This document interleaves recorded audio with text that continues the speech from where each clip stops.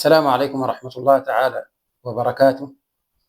يمكن من الأمثلة اليوم وسائل التواصل الاجتماعي ضجت بخبر انضمام لواء من الدعم السريع للجيش اللي هو النور القبة. قبله يمكن بأسابيع برضو في لواء من الجيش في الدمازين أو محور الدمازين انضم للدعم السريع. الآن يمكن حرب الانضمامات بدت، لكن في أسئلة جوهرية حقيقة مفترض الناس تطرحها في موضوع الانضمامات دي وتجاوب عليها عشان المشاهد يكون على بينة أو حتى الناس الموجودين في الميدان، اللي هي الأسئلة بتتمثل في أهمية النور القبة. النور القبة ده أهميته شنو بالضبط كده؟ وهل انضمامه ده ممكن يشكل إضافة للجيش؟ والانضمام ده خصما على الدعم السريع؟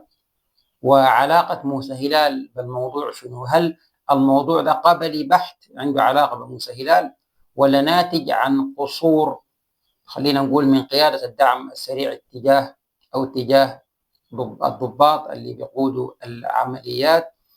إن شاء الله نحن في الحلقة دي حنجاوب على موضوع النور القبة، حنتناول من 3 محاور: رأي الضباط والجنود في النور القبة في نفسه. بعد ذاك حنتناول برضو موضوع قجة، برضو قائد ميداني كان في محور الجزيرة، يتكلم برضو عن موضوع الانشقاقات والطابور الخامس في الدعم السريع في فيديو. الموضوع ده برضو يا جماعة الناس لازم تناقشه. والموضوع الثالث اللي هو بيتمثل في قائد المجموعة 274 اللي برضو يتكلم عن موضوع الانضمامات، وبعد ما تم الاتصال به يمكن من مجموعة أو تنسيقية الحوازمة في بورسودان. عشان كده احنا حنتناول ال3 مواضيع دي مع بعض: تأثيرها في العمليات المستقبلية، وهل حيكون في انضمامات وانشقاقات هنا وهنا. زي ما قلنا ده كلام مهم لازم الناس تتكلم عنه عشان صورة واضحة عن الحاصل. إن شاء الله احنا حنتناول الموضوع ده في حلقة اليوم الأحد 12/4/2026.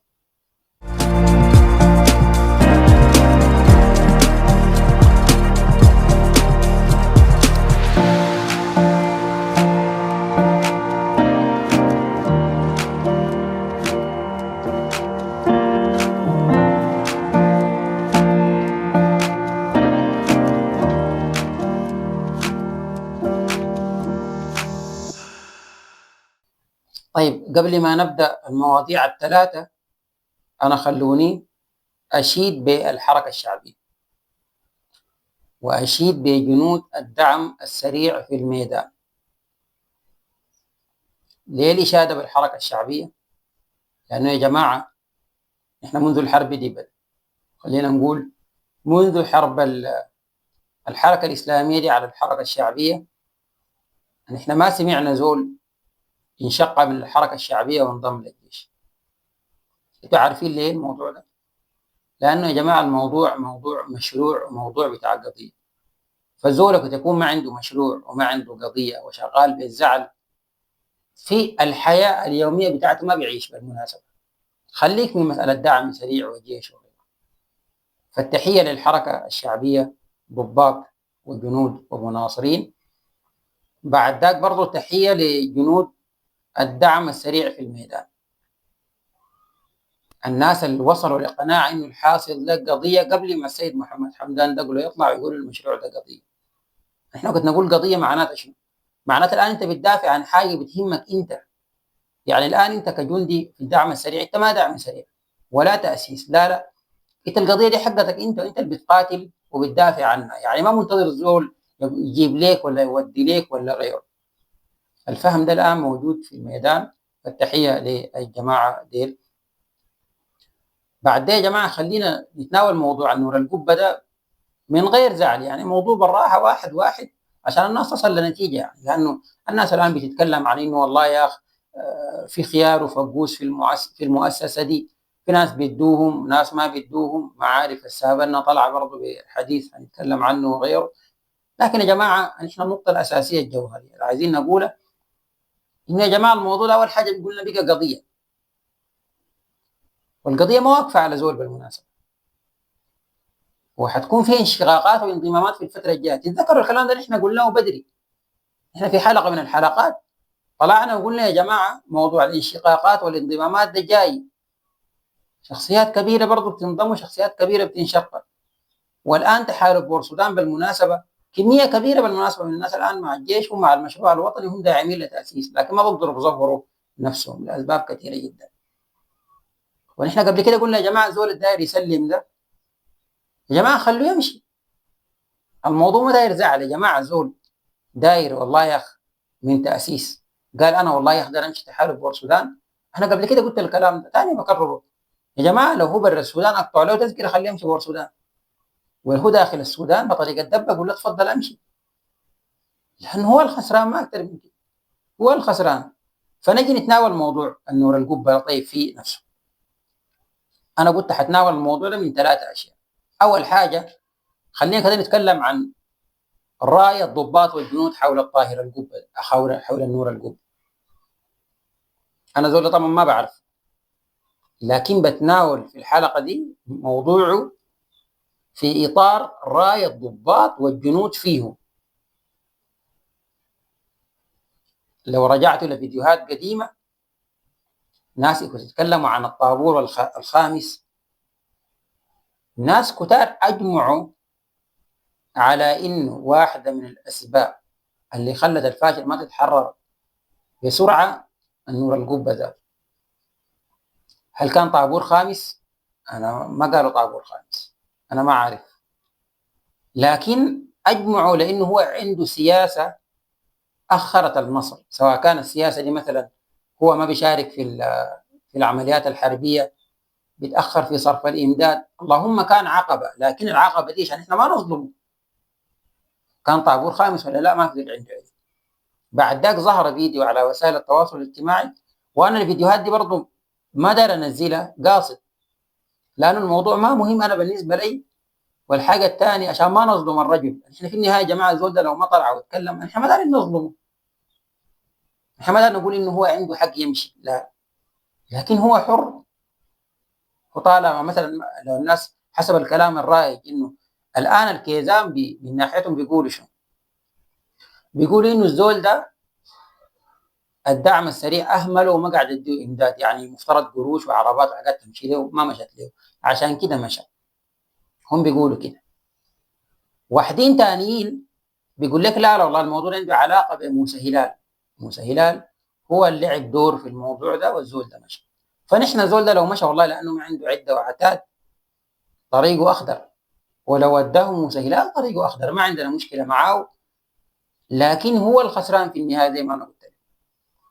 وعنده مواقف نبيله الناس كلها اجمعت حولها، انا ما عندي علم بها، لكن الناس كلها يعني بجاي وبغاية اجمعوا انه زول والله في فتره من الفترات كان يعني كتر خير خاض معارك، ونحن بنقول لك كتر خيرك وجزاك الله خير، لكن دي اسمها سوء الخاتمه. والزول ده مشى لمشروع الكيزان ما مشى للجيش، لانه الان عندنا مشروعين، مشروع تاسيس ومشروع تحالف بور السودان اللي هو تحالف الكيزان. فالموضوع موضوع مشاريع، لهنا اي زول عنده رؤيه، ده عنده رؤيه داير سودان موحد واحد يجمع كل القبائل، كل الناس تكون تلقى نفسها فيه، وده عنده مشروع ثاني اللي هو والله يأطر لنظام معين وقبائل معينه وناس معينين. فانت حر بعد تمشي المشروع الداير. فقلنا الضباط والجنود يتكلموا صراحه كلام سلبي عن الزول ده، قالوا والله الزول ده كان مؤخر العمليات، وهو واحد يتكلم قال في محور كردفان الزول ده كان يعني انسحب في وقت كان الناس محتاجين له الجنود في الميدان. جوجة طلع برضه يتكلم عن الزول ده، واتكلم عن ناس تانيين، قال تاني في طوابير خامس، في طابور خامس يعني في 3 أنفار برضه كبار في المؤسسة والمؤسسة عارفهم. السابنا طلع واتكلم عن الموضوع ده، السابنا اتكلم عن موضوع بتاع، خلينا نقول كلامه فيه نوع من الزعل شوية. وأنا هنا يا جماعة داير أقول حاجة برضه مهمة،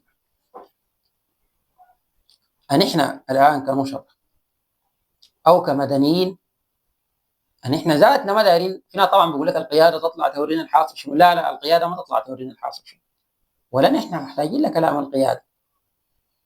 القيادة لو عندها كلام تطلع وتقولوا للضباط تناورهم، اجمعوا الضباط بتاع عندكم كقيادة تأسيس وقول لهم والله يا جماعة ان احنا نور القبة ده حصل منه واحد اثنين ثلاثة، والان احنا خليناه مشى واحد اثنين ثلاثة، عموما وريهم الحاصل يعني. انا ضد انه بالمناسبة كل ما تحصل حاجة عسكرية يجي واحد عسكري يبرر لنا نحن كمدنيين. يا اخويا نحن مدنيين ولا دارين تبرير منك، والله نحن ولا واقفين على نور القبة ولا واقفين على القبة في نفسها، وما عندنا مشكلة. انا لسه لو صحيت وناس كتار لقيتهم مشوا بالذات في الزمن ده انا بشفق عليهم، بس لانهم الواحد محى تاريخه بنفسه يعني. بدل كان يكتبوك مع الناس الابطال والناس اللي حرروا السودان وجابوا السودان جديد، سوء خاتمه زي ما قلت. فالقياده العسكريه احنا ما منتظرين منها تغيير، لكن لو في تقصير حاولوا يعالجوا التقصير ده قلنا بالنسبه للان الضباط والجنود قالوا كلام انا زي ما قلت لكم انا ما داير انزل، لكن احنا منتظرين انه القبه ويطلع ذاته يورينا الحاصل شنو، صح ولا ما صح؟ كده خلينا يطلع يورينا انه هو انضم لشنو، يعني زعلان من الضراحين زي ما سابنا بيقول، والله يا اخي زعلان عشان مستريحه ومسهلال، ولا عشان ما جابوا له قروشه؟ لانه يا جماعه في ناس قاعده تأطر الموضوع ده في المساله القبليه، في ناس بالمناسبه بيفتكروا انه والله يا اخي القضيه دي حقت ناس فلان وناس علان. احنا زي ما قلنا الناس بتتكلم عن تقصير عسكري، تقصير من القياده، احنا ما دارين نتكلم في الموضوع ده لان احنا ما عارفين اول حاجه فعلا في تقصير ولا لا. الحاجه الثانيه لو في تقصير هذا ده ما شغلنا عشان نجي في الميديا نقول والله يا اخي ديل يدوم مسيرات وديل ما يدوم مسيرات. عشان كده كلام السابنا ده حتى لو كان صحيح ما كان مفترض يقوله في الميديا. السابنا قال هو عنده تواصل مع القياده، طيب ده ما كلام جميل، ما انت امشي اركب وامشي لحميتي وامشي للضراحين ووريه يا جماعه والله انتوا عندكم واحد اثنين ثلاثه وهم يوروك الحاصل شنو. يا جماعه الان الموضوع ده بقى موضوع بتاع التحالفات، يعني زمان انت صحيح زمان ممكن بتقاتل للشأن قبلي، واحنا تكلمنا عن مشكله القبيله انه في ناس بيفتكروا انه الماشي ده شغل قبلي وحقهم هم انتصارات ولا هزايم تكتب لهم. يعني يا جماعه السودان ده ما حق زول، احنا ما ماشيين نمجد مشروع قبلي ولا ماشيين نمجد شخص عشان قبيلته معينه، لا لا السودان ده حق السودانيين بالمناسبه. وزول اللي بيفتكر انه والله نحن مثلا واقفين مع قبيله ولا مع اتجاه، لا لا اخوي والله تغشي نفسك، نحن وطنيين. صحيح مرات بنضغط على النوبه، مرات بنضغط على الشوايقه، مرات بنضغط على المشتركه، مرات بنضغط على الرزيقات وغيره. انا طبعا ذكرت القبائل دي باعتبارها الموجوده على السطح، لكن احنا ما تابعين لاي واحده من الاربعه دي. نحن ناس وطنيين وبالنسبه للاربعه دي متساويين، ما في مواطن افضل من مواطن. صحيح بنتكلم باعتبار انه نضغط على الجرح عشان يتعالج، بننظفه بيحرق لكن بيتعالج، لكن المشروع المبني على قبيله ما بيمشي قدام. وواحده من اسباب فرتقه المشروع بتاع الكيزان انه هو مبني على قبيله. نحن قلنا راي القياده بعد ذاك تجمع ضباطها وتنويرهم وتشوف الحاصل شنو وتحاولوا يعالجوا المشاكل اللي تحصل. هل النور القبه ده حيكون مؤثر على العمليات؟ انا بالنسبه لي لا لا، لانه الجاهزيه خلاص يعني تخطوا المرحله دي. والله يا جماعه شوفوا مرحله انه انا اديكم مثال. قبل فتره كان الناس كل مره تنتظر حميدتي يطلع في خطاب، صح ولا ما صح؟ حصلت حاجه يقول لك حميدتي ما طلع، مفترض يطلع ويتكلم ويقول وغيره. بعد ذاك حميدتي بقى ما بيظهر كثير، الناس بقت ما شغاله بالموضوع، عبد الرحيم مسك المكان، عبد الرحيم بقى ما بيظهر، الجاهزيه بقوا براهم خلاص يعني المساله دي والله ولا فاضيين. الجاهزيه الان ولا منتظرين دول يبرروا لهم ولا منتظرين النور القبه ولا غيره. الناس دي في الميدان شغاله شغوله، لانه الموضوع زي ما قلت لك بقى واعي، الناس دي بقت واعيه ما فارقه معاه. ويا جماعه الدعم السريع ده فقد كم قائد كده، خلينا من الناس مش اول البدايه يا اخي فقد كم قائد. عندك جلحه ربنا يرحمه، جلحه كتر خير زول يعني براو زي ما الناس بيقولوا الشغله بنت الكلب جاء زي ما الناس بيقولوا براو ساك جنوده وجاء. عندك بيقول له المات علي يعقوب ربنا يرحمه. عندك بعد ده قرين شطه، عندك في كردفان اسمه منو ده بتاع الدبيبات ده مات ولا اي حاجه، ربنا يرحمه ويغفر لهم. ماكن عندك قبليه كان شيريا وناس كتار، يمكن البيشي في سنار او المنطقه الشرقيه الجنوبيه الشرقيه دي، في دول اتاثرت ولا عادي. بالمناسبه الدعم السريع ما عنده، الدعم السريع الضباط ديل انا ما اقدر اقول كم ما خصمي ما اضافوا له حاجه، لكن ما شغال بهم كثير. شغلت الضباط ويقيف وده كلام بتاع جيش. الدعم السريع ده الان خلاص، يعني انا متاكد الجنود ديل والله الليله وبكره بينسوا الموضوع ده، ولا بيضيف ولا حيمشي يقاتل مع الجيش، ولو قاتل مع الجيش حيموت او انت ساكت، حيبقى زيه زي المسهلات، الناس تمشي هناك وذاته احتمال يكون خير. انا اقول لكم موضوع القبه ذاته ممكن يكون خير، لا اشياء احنا بدنا نذكرها هنا لانه عباره عن تكهنات وتحليلات. نمشي للموضوع الثاني، كلام قجه. قجه طلع، طبعا قجه برضه يحسب له انه هو في فتره من الفترات زول قلبه حار وزول وطني، وقاعد يقول الحقيقه في زمن كان الناس بتدس في الرمال او بتدس رسينا في الرمال. طلع وقاعد يقول انه القياده مخترقه وفي طوابير، والناس كانت بتحاول تسكته وتطلعه طابور في نفسه. طبعا في ناس انت لو لانه ورث الصوت بهبشه، انت كنت تتكلم كلام في حاجه معينه طوالي يقول لك لا لا لا لا الكلام ده ما كده مو مفترض يتقال وغيره. فقجه كتر خيره واصل لحد ما صوته بقى مسموع عند القياده، طلع وحذر قال انه والله يا جماعه في طابور خامس، وقال الان في 3 طابور خامس. وطالما في 3 طابور خامس وقجه عارفه معناته القياده عارفه. لكن يا جماعه الزول بمشي الله وجلابيته، انا قلت لكم والله احسن لنا والله يا جماعه المشروع ده ما ده يزول ملكلك ولا ده يزول مزاجي. وانا والله انه القبه ده ما بعرف، لكن انا بحلف لكم من ضرب يا سيدي والله زول ده ما طابور. انا حسب قناعتي، لكن زول بيتعامل شنو، يتعامل بمساله بتاعت زعل وغيره، وزعل ما بودي قدام. انت هسه خربت لنفسك.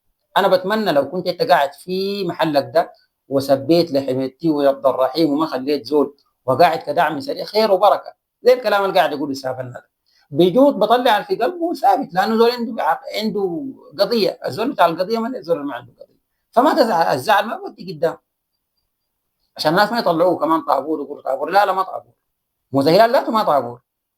لكن الناس دي طبعا عندهم مشاكل قبليه، ما خلينا نقول بتاعت بيوتات هنا وهناك، يعني هم بيناتهم مع عبد الرحيم وغيره. المهم حاجه كده بيفتكروا انه القضيه دي حقت عبد الرحيم ونحن والله نخليها ونمشي، ما حقت عبد الرحيم، ما حقت عبد الرحيم. فقد جاء زي ما قلت قال في 3 اشخاص والناس زي المراقبين وخليهم يمشوا وريحونا ذاته، والحمد لله انه الناس زي ذاتهم مشوا، لكن هم الخسرانين. بعد ذاك نقرا الموضوع الاخير اللي هو الموضوع بتاع القائد هو اللي اسمه منو كده بدوي، ده قائد المجموعه 274 دفع الله بدوي الكناني. في مكالمه برضه انا ما ادري انزلها في وسائل التواصل الاجتماعي موجود، اتصل عليه واحد اسمه العمده مامون اللي هو تقريبا ده تابع للتنسيقيه بتاعت الحوازمه. ديل الناس طبعا بيمشوا بور السودان وبيشتغلوا باسم القبائل، يقول لك نحن بنمثل الريزيقات، نحن المسيريه، نحن الحوازمه، ما عندهم علاقه بالقبائل. اي صحيح هم كانوا عمد يمكن، لكن عمد بتاع انكيزه، الكيزان خاتينه لبرامج معينه. مجرد ما الحرب دي قامت طبعا يا جماعه معظم الناس، والتحيه هنا للادارات الاهليه الصامده القاعده الان في مناطق في كردفان ولا دارفور والنيل الازرق والمناطق الثانيه اللي الان بتذوق المر مع الشعب السوداني. لكن في ناس طبعا قلبهم خفيف طوالي ركبوا ومشوا في السودان، والان الجيش بقى يجندهم عشان يستقطبوا الناس. من ضمنهم العمده مامون اتصل على دفع الله بدوي الكناني ده قائد المجموعه 274 عشان يغريه بالانضمام للجيش. وطبعا دفع الله ده ود شاب يمكن يكون قدري كده ولا اصغر، لكن عشان تعرف انه الوعي، انا ما قلت لك الموضوع ما عنده علاقه ثاني باسم شنو، بضباط، ولا عنده علاقه بزول كبير في الدعم السريع. المساله دي تحولت لقضيه ثانيه ما حق الدعم السريع. فده اتصل العمده اتصل بزول عشان يغريه وقال له تنضم لبور السودان ونديك رتب وغيره. بعد ذاك كلام دفع الله بدوي الكناني ده قائد الفرقه قائد المجموعه 274 ده كلام بيدرس حقيقه، مفترض الكلام ده يكون منهج ويدرسوه للناس الجايين.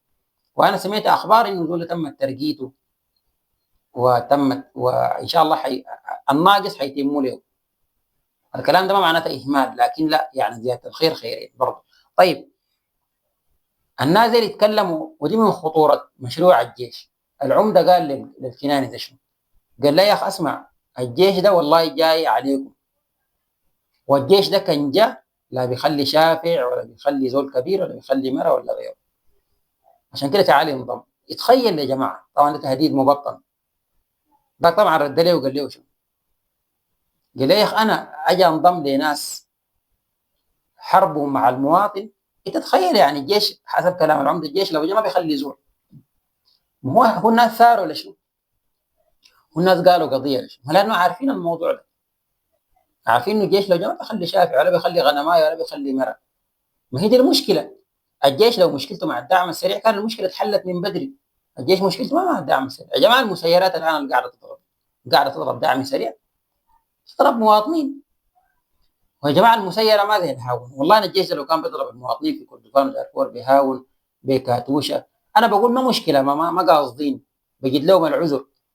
لكن يا جماعه المسيره دي عندها كاميرا، يعني المسير زي ما انت بتشوفني بشوفك، فانت كنت تضرب مواطنين. انت هنا ما يعني ما في حسنيه هنا.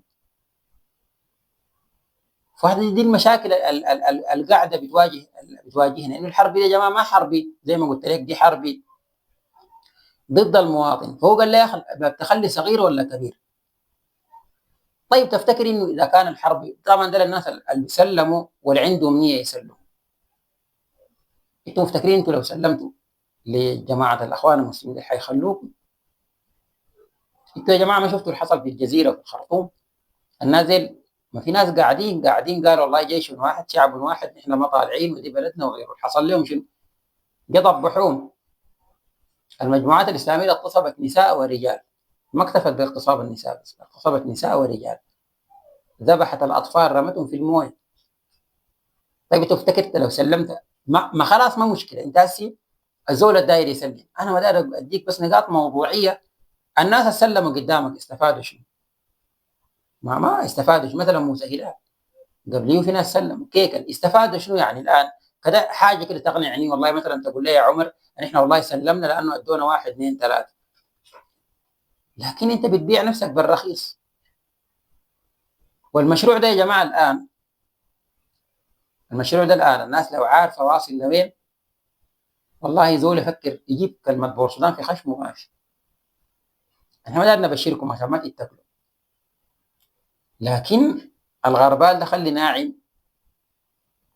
الزول المشى ده قريبات ده، يعني الموضوع ده ما بعدين، يعني بعد ذاك بتشوف الحاصل. احنا بس الواحد زي ما قال هلنا يمسك خشمه عليه، وما في حاجات كده احنا ما دارين نقول، لكن والله الناس بتندم. لكن برضه ختاما انا الحاجه داير اقوله انه يا جماعه الموضوع ده اول حاجه موضوع قضيه، وما واقف على زول ولا على زول. شوف المشروع ده ما واقف على زول، والداير يستعجل يسلم خليه يسلم.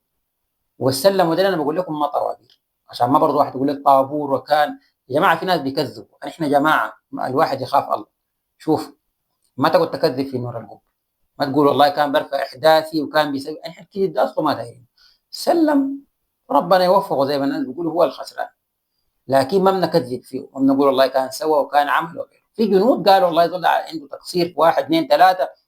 الكلام ده نحن بنصدقه ليه؟ لانه ما قالوا هسي، في كلام يتقال من 2024، كلام من 23، كلام من 25. ده نحن بنصدق لانه الناس دي كانوا قاعدين وقالوا الكلام ده، يعني ما جابوا هسي. اما الان اللي بطلع بيقول لك والله انه رقبه فيه وموسى هلال فيه وعلام فيه، ده نحن بنقول له يا زول نحن الناس دي ما تبقوا ما تابعين لنا، نحن مالنا مالهم. والداير يسلم الباب مفتوح. ورساله لقياده التاسيس، اي زول داير يسلم افتحوا له طريق بتدبب ولا توكل طوالي امشي، ما عندنا اي مشكله. والتحيه مره ثانيه للحركه الشعبيه، الحركه الصابره اللي عندها مشروع وعارفه نفسها بتعمل في شنو. طبعا في ناس بيخلطوا بين الحركه والنوبه، احنا دائما مرات دي نجي نهاجم ابناء النوبه في الجيش وغيره، واحدين بيقول لك لا لا ما تهاجم الناس دي. يا جماعه انتوا الشغله بتاعت القبليه دي ما تخلوها. القبليه دي قبليه لو قالوها قالتها قبائل في دارفور اللي في الشمال ولا في كردفان، ونحن بننتقد الناس لمصلحتهم.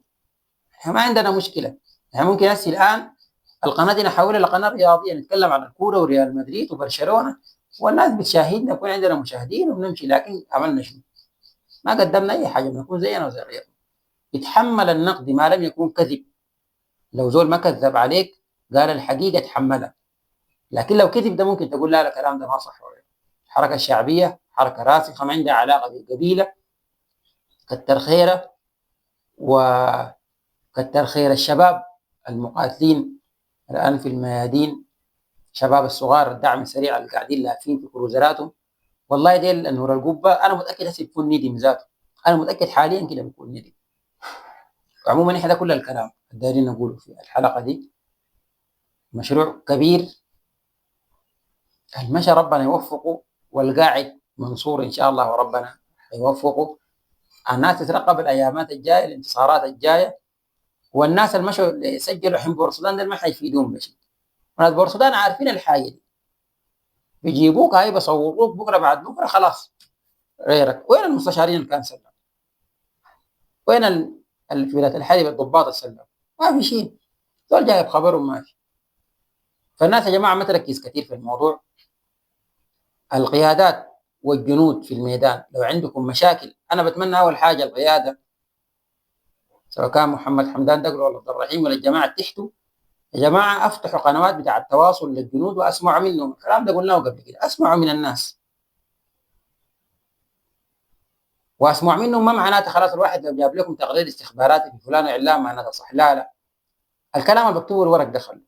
ارجعوا للنظام القديم، لموا الناس وتقول شجره، اللي عنده مظلمه اللي عنده مشكله اسمعوا عليه، بعد ذاك قيموها. الضباط احترموهم برضو، الضباط الكبار احترموهم، الناس القدام احترموهم. لكن اي زول ما مؤمن بالقضيه دي ولا تساله ولا الله قال الطريق طوالي فوق الجمل زي ما الناس بيقولوا. الاعلاميين ركزوا في اوراقهم. احنا عندنا قضايا كثيره اهم من نور القبه وغيره. ده شغل عسكري، نحن ما لنا مال، والعساكر يتصرفوا بيناتهم. لكن نحن مدنيين عندنا حرب ثاني عشان الناس ما تنشغل، والناس الجنود في الميدان زي ما قال السيد القائد الطقع يكون نظيف. ما عندك شغله بالنور القبه وغيره. اي ذول لبس العدو جاء انت بتتعامل معه بغض النظر هم يعني. فما تضيع زمنك كثير الموضوع ولا بيأثر. ثلاثة ايام من هنا الناس بتكفر الموضوع، بتفتح موضوع جديد. نرجع تاني في ختام الحلقه. احنا قبل كده يا جماعه قلنا انه في واحده من القرى اللي هي اتجاه الخوي والمناطق دي مكداده، ولا المناطق دي عموما بتعاني من عطش شديد. ونحن قلنا يا جماعه يا قيادات تاسيس، يا جماعه في حاجات طارئه لازم تتعمل الان، ما هي حاجه بيخلوها بعد الحرب تجيف. يا جماعه الناس تعاني من عطش، امشوا اقيفوا يا تعايش ويا عبد العزيز الحلو ويا طاهر حجر وهذه ادريس والجماعه. عبد العزيز يمكن ما فاضل الشغله، لكن التعايش وغيره يكشفوا لكم وفود لفوا الناس دي. يا جماعه القرى بالذات بتاعت شمال كردفان وغرب كردفان وشمال شمال دارفور، المناطق اللي بتكون زي شبه صحراويه دي، الناس بتعاني من عطش شديد، عندها مشاكل كثيره بتواجهها. امشوا شوفوا المحلات. انت الان ممكن تتعامل مع المنظمات الان مع اليونيسيف ولا غيره.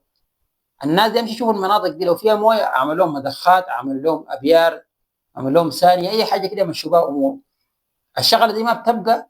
يا جماعه نحن قلنا الناس تشتري عربات فنطاس بتاع مويه. يا جماعه الناس تمشي تسقي الناس دي. ما هو ما ممكن انت الناس تعاني وانت ممكن بحاجه بسيطه ممكن تحل المشكله دي وما قادر تحل. الكلام ده ما بيبقى يا جماعه. احنا ناس نبقى منطقيين. الان الناس في قرب كبيره اللي بتشيل 150 برميل، بتشيل 100 برميل اللي بيستخدموها ناس الذهب ديل. كان اشتريته 5 10 جبتهم من ليبيا في المناطق دي، رميتهم مليتهم للناس ديل بيقدروا بيشربوا. فالناس ما تهمل الموضوع ده. يا جماعه الناس في النهايه مواطنين وعندهم حقوق عليكم. الموضوع ده ما صعب، نرجع ونقول الموضوع ده ما صعب. بتمنى الناس تمشي تصل الناس دي تشوف لهم المشاكل بتاعت المويه دي وتحلها. ده كل الكلام اللي دايرين نقوله احنا في الحلقه دي. الناس اللي بتتابعنا ولسه ما اشتركت يا جماعه في القناه اشتركوا وفعلوا زر التنبيهات، ورونا رايكم في التعليقات حول المواضيع الذكرى لحد ما نشوفكم في الحلقه الجايه. مع السلامه.